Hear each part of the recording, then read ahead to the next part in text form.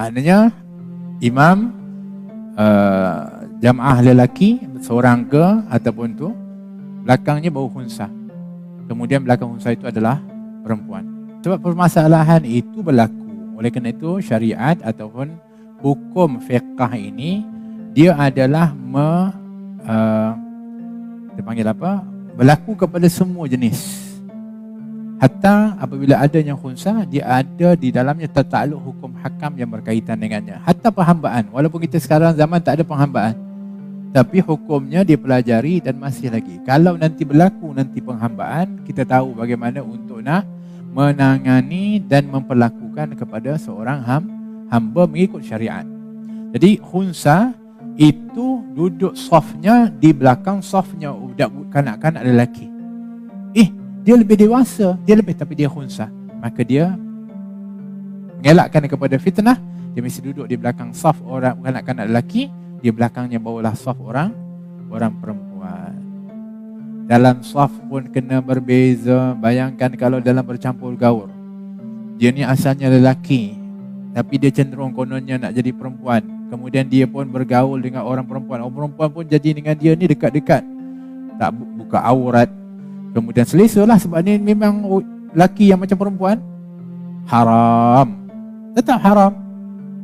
Oh tak apa, dia memang tak ada nafsu kepada orang perempuan. Bukan masalah nafsunya, masalah hukumnya, aurahnya, pergaulannya dan sebagainya itu haram. Faham tu?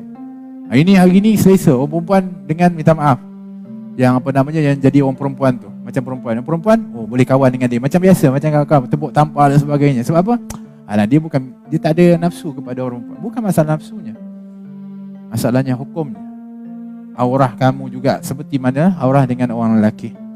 Begitu juga cara kamu bercakap, cara kamu nak bersembang, cara kamu bergaul, itu ada batas-batasan yang terbataskan oleh syarak.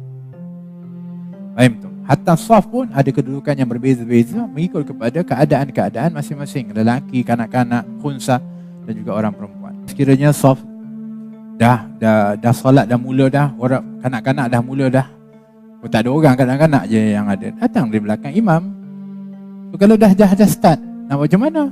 Dah yang belakang orang dewasa masuk di belakang saf budak-budak lelaki tadi, sebab dah mula solat. Yang ini kalau datang serentak boleh kita atur orang ni, orang dewasa, kanak-kanak, atau di antara, kan begitu. Kecuali orang perempuan. Kalau perempuan tu contohnya, sebab tu dia kalau perempuan, kalau sekiranya solat, jangan terlalu rapat dengan imam. Berikan beberapa ruang, sehingga kalau ada orang lelaki, dia boleh duduk di belakang imam. Kalau tidak, terpaksalah orang perempuan tu undur, supaya orang lelaki tu boleh solat di depannya. Dan tak boleh orang lelaki itu solat di belakang safnya orang perempuan kecuali darurat. Faham tu? Ini memang sengaja tengok orang perempuan saja solat belakang perempuan. Tak boleh, kecuali darurat. Seperti mana di Mekah contohnya, di tempat yang terlalu crowded, yang tak boleh untuk nak diatur lagi, maka masa tu dibolehkan, tetapi menjauhinya lebih utama. Yalah, sasah depan perempuan, nak solat depan perempuan memang tak khusyuk, lari. Sebab tu orang perempuan, kalau sebab tu kita katakan afdalnya saf orang perempuan, hatta di Mekah, di Masjid Haram, hendaklah dia keluar waktu azan, keluar, maksudnya jauh ke belakang, cari tempat orang perempuan. Jangan semata-mata nak juga duduk di depan. Tak boleh. Apalagi kalau cantik pula, kan? Tak cantik pun masalah, cantik lagi masalah, kan? Jadi itu yang kita kena faham, kan? Ada, jangan ikut-ikut.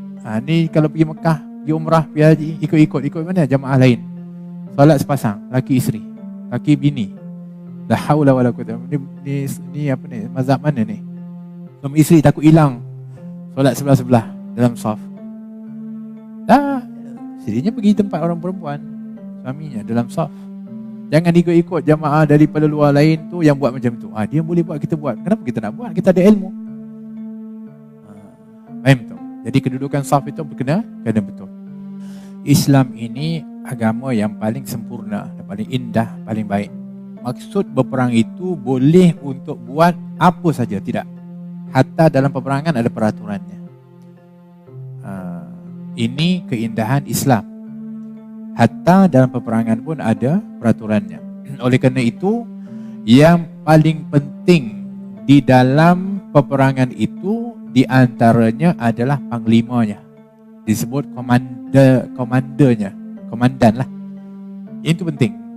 Oleh kerana tak heranlah di dalam bab ini disebutkan dianjurkan untuk mengingatkan kepada panglima atau ketua perang itu untuk bertakwa kepada Allah.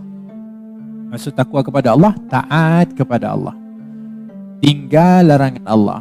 Jangan ikut nafsu, jangan ikut suka, tak. Tapi ikut panduan Allah SWT yang telah diajarkan oleh Nabi SAW. Itu maksud takwa. Jadi kena ingatkan, sebab kalau tak ingatkan, ya masa peperangan tu kan semuanya nanti akan bangkit dengan semangat. Dan semangat ni kadang-kadang kalau tak dijaga betul-betul akan membaur dengan emosi. Dan emosi ini lebih mudah dikawal oleh hawa nafsu. Panglima yang hebat dalam Islam, tapi pernah melakukan kesalahan ketika membunuh kepada orang perempuan, dimarah oleh baginda Rasulullah SAW. Yalah, walaupun sebenarnya ada sebabnya, tapi Nabi serius untuk nak supaya jangan sampai melakukan kesalahan di dalam peperangan. Jadi oleh kerana itu penting bagi pemimpin atau seorang ketua kerajaan ke yang kita panggil nak menghantar pasukan untuk berpesan yang paling utama kepada komandannya, kepada dia punya ketua, untuk takwa kepada Allah, pegang teguh kepada agama Allah SWT, perintah Allah SWT. Juga berpesan kepada semua. Jadi kalau kita tengok dalam ini, Nabi kata, uzu bismillah, berperanglah kamu dengan nama Allah. Mulakan dengan bismillah, dengan kalimat. Tujuan jihad adalah untuk meninggikan kalimat Allah SWT. Kita perang kepada siapa? Orang yang kufur kepada Allah. Tapi maksudnya yang kufur, kafir yang memerangi kepada Islam, bukan yang zimmi. Jangan gunakan ni sebagai dalil, oh perangi dah orang yang kufur kepada Allah, kita mudah untuk nak pergi buat keburukan, mengganggu dan juga menzalimi kepada orang yang bukan Islam. Kerana Nabi SAW mengatakan sesungguhnya orang zimmi ini, kafir zimmi ini, di bawah jaminan aku, barang siapa yang menyakitinya menyakiti aku, kata Nabi. Ini Islam punya indah Islam ni, bagaimana dia adalah merupakan agama yang membawa pendamaian dan kebaikan kepada semua. Bukannya dia nak perang dan juga untuk nak menyakiti kepada orang lain, tidak. Tapi kalau mereka kufur dan memerangi kepada Islam, ini yang kamu kena perangi. Perangilah. Dan jangan merampas. Mudah-mudah nak pergi curi barang orang, menipu. Menipu di sini maksudnya bukannya taktik tu. Taktik peperangan tu memang boleh. Jangan takkan jujur sangat. Berapa jumlahnya? Ada 200 orang. Senang kawan tu. Kan? Berapa orang? Ramai. Taktik. Helah. Boleh lah. Tapi menipu di sini, hatta menipu yang mana dianya untuk kepentingan peribadi, haram atau dalam peperangan sekalipun. Masya Allah. Atau mengutuk-ngutuk, mencaci maki kepada musuh dengan cacian yang tak sewajarnya keluar daripada mulut orang yang beriman. Hatta kepada musuh tak boleh. La ilaha illallah. Kepada musuh pun tak boleh kutuk, tak boleh caci maki dengan perkataan kotor dan tak baik. Ini pergi caci kepada orang Islam yang lain. La haula wala quwwata illa billah. Mana ni pegangan ni? Dalam peperangan tak boleh. La ilaha illallah. Dan jangan membunuh anak kecil. Tak boleh.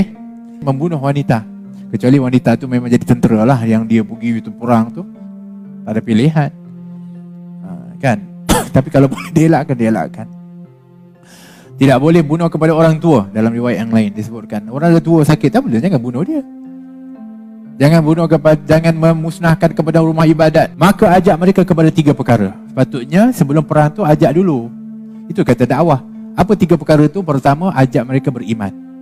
Untuk mereka mengucapkan la ilaha illallah Muhammad Rasulullah. Itu dulu. Ajak mereka yang itu dulu. Dia tak nak, pilihan kedua. Apa dia? Bayarlah kepada Islam.